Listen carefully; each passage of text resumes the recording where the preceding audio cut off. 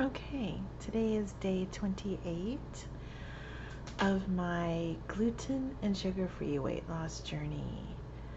And I did pretty good today because I wasn't that hungry. I think it's all the beef I've been eating. I really try not to eat beef because it's high in fat and high in calories.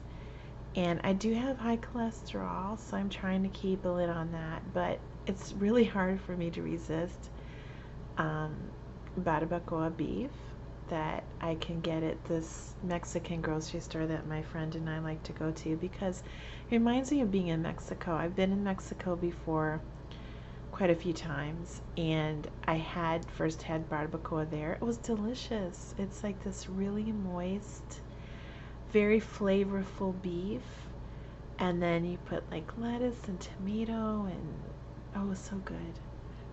So I don't ever buy beef.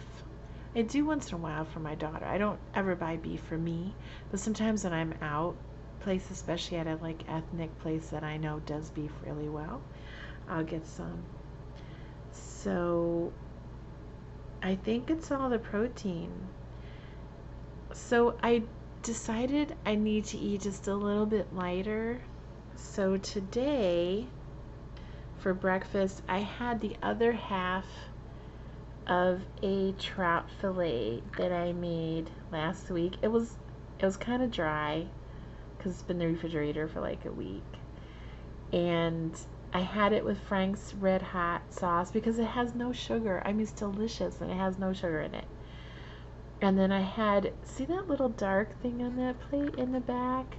I was able to make my little chocolate peanut butter stevia snack balls into little balls by adding some coconut oil, some extra virgin unrefined coconut oil I got at Trader Joe. It comes in a jar, and I just put it in the microwave for like a minute and it all melted, and I just drizzled it in until I could mix it up with my one hand because I still can't move my other hand that much. I can't stir any, I can't hold anything and stir it because this arm isn't strong enough yet. So I kind of just mixed it up in the bowl and then just took my non-surgery arm and just mixed it up. And then I just fashioned a ball with my one hand, and they are really good. They came out very well. And then I decided I'm gonna put it in a little like brownie pan and make little squares. So I did that. It came out quite well because especially when I put it in the fridge, it got hard. It got pretty firm. So they came out great. And that's what I had for dessert with the fish. So I had just the fish fillet with the Frank's red sauce. It's just delicious. And the fish was only breaded in some Old Bay blackened seasoning and then cooked on the George Foreman grill. So it wasn't deep fried or anything. It wasn't breaded. And it was very good. So I felt really good about that because it was low fat protein and quite a lot of protein, and it didn't have any dairy, and it was pretty healthy. So after that, what I had was some more of that barbacoa beef because it's in the refrigerator and I had a lot left. It's just so good.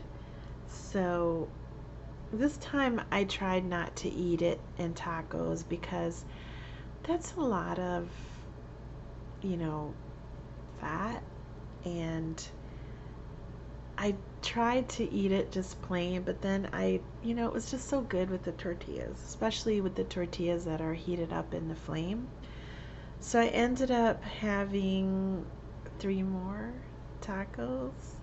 So I took a piece of what was left, and see, it's like I cut that huge burrito into fourths, and my daughter had half of it, and then this is the second one, and then I had one half of the half that was left, which is 1/4. You see, I peeled all the tortilla. I don't know if you could see it. I peeled all the flour tortilla off and laid it on the flour tortilla part of the other one, and that's just meat left. And I made again the 3 little tacos with that. And I don't know if you can see this either in the background, that little container is what I use instead of sour cream. I use the Fago, I mean, it doesn't matter what brand, but I use Greek yogurt, 2% unsweetened Greek yogurt instead of sour cream. It's lower in fat and much higher in protein than sour cream, and it tastes very similar. My daughter absolutely hates all my diet foods, and even she has adjusted to using that instead of sour cream. I mean, she thinks it's just as good. And then in that little cup, I just had some water. So I really want my weigh-in this week to go well, so I'm trying to cut down on calories. And I did only have 3 tacos, 3 tortillas, not that much meat. Yeah, I just occurred to me I should have shown one already made, but I was too busy eating. I'm sorry, but at least that's the volume of what I ate. And then I had one of my little squares. I laid it on top of the empty guacamole container. And that's the chocolate peanut butter stevia little bars that I made, that I put in a brownie pan and cut into squares. And I finally got it to form by adding some coconut oil and then putting it in the fridge. I just had one. I just limited myself to one, so I did pretty good with that because they're delicious. I love anything with chocolate and peanut butter, and it's sweetened with stevia. So unlike the last ones I made with the dates, these are pretty good. And then for dinner, I had the rest of that barbacoa taco. Now it's all gone. And of course I peeled that nasty flour burrito coating off of it. I just scooped all the meat out of there and just ate the meat. And this time without tortillas, because I had had enough carbs that day. Today. I've had enough carbs today. And then I had 2 more. You only see one there. You see that little square? I had another one after that. So it's good. It's just good to have a nice treat. And my weigh-in is the day after tomorrow, and I'm hoping that it's good news. I don't know, because I've been eating a lot of beef, which has a lot of fat in it, and I've been eating a lot of healthy carbs. And carbs trigger me because I have the high blood sugar. I already do. So I'm going to wait and see. And if I don't have a weight loss, and heaven forbid I have a gain, I'm going to have to be stricter with myself. I mean, I am willing to do whatever it takes.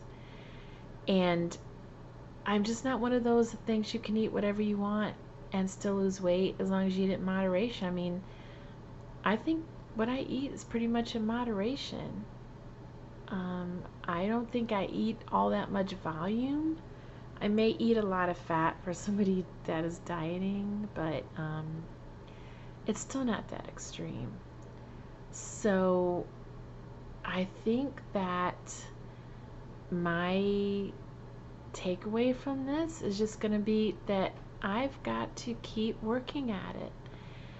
If I have to cut carbs down even more, I'm willing to do that. It's going to be difficult because I like sweets. I mean, it doesn't have to be junky processed sugar sweets, but I like dessert with every meal if I could. So that might be a sacrifice that I have to do. And, you know, this is my attitude. I have eaten enough junk food in my life that now I may have to tilt the scales in the other direction. I mean, I went to extremes in one direction and just ate, especially when I was younger, whatever I wanted to, as much as I could without getting sick.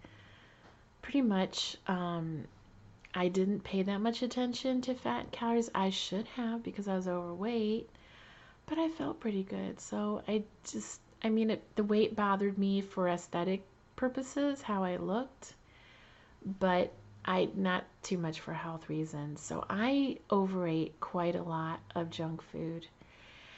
And my attitude is that now I'm paying for it. And unfortunately, that's how life is. I mean, you reap what you sow, no matter in what area. It's just true. I've just found that to be true. So I have spent quite a lot of my life eating yummy, bad for me food. So now I may just have to go in the opposite directions and eat a lot of really maybe not so yummy, good for me food.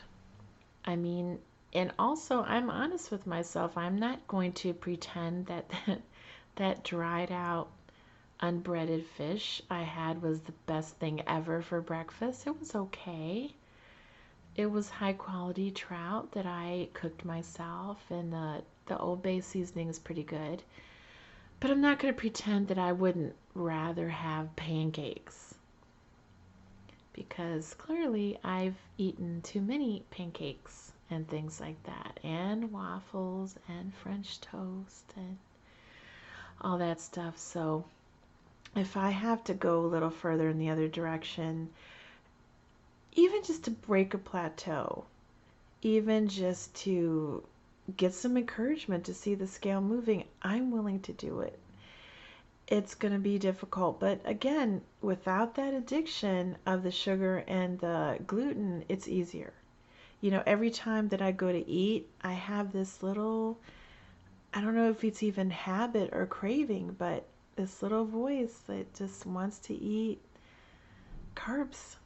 And it's easier to deal with now that I don't have that overwhelming addiction. Now it's more like I should eat better than this. If I really want to see the scale moving, so I really probably should not make gluten-free waffles that I eat with fruit only spread. I mean, that's not going to make it move. So I am really eager to see what the scale is going to say day after tomorrow. I hope that I've made progress, and if I didn't, I'm just going to work harder. I mean, that's what this is about. It's a journey. And when you're 52 years old and you have high blood sugar and you're completely sedentary, which I'm usually not, I'm not a big exercise person, but I do go and lift weights, especially because I have asthma. I'm not making excuses. I'm just saying recently that's changed, but I'm completely sedentary now because of my shoulder. But that's going to end next week as well, because I can start physical therapy now, moving it in very gentle ways, but they're going to work with me in physical therapy to strengthen it back up. So eventually I can go back to the gym and lift weights, which is what I like to do. So I'm going to be a little more active next week. I'm going to try to eat a little bit higher quality protein, lower in fat. I will try not to eat beef for a couple of weeks. I think I ate enough this week for a month. Beef is high in fat, so I don't think it's the best thing to eat. But anyway, I'm going to do whatever it takes. And this is what weight loss at 52 with high blood sugar and other health issues looks like. And I know I'm not the only woman out there dealing with these issues. I know there are other women out there that are my age with prediabetes or full-blown diabetes that just struggle. We just struggle to lose every pound. As I've said, my weight loss is very resistant. So I've got to do what it takes to get it moving in the right direction, because I just refuse to live like this anymore, to be overweight, depressed, sad, feel bad about myself, feel embarrassed whenever I meet anybody new, what they're thinking of me, because people do judge you on your weight. I mean, we don't live in a utopia where people are judged on their merit. We should, but how things should be and how things are in reality are completely different, as most people in their 50s can tell you. So that's how my day was today. I hope your day went well, and I'll see you tomorrow. Bye-bye.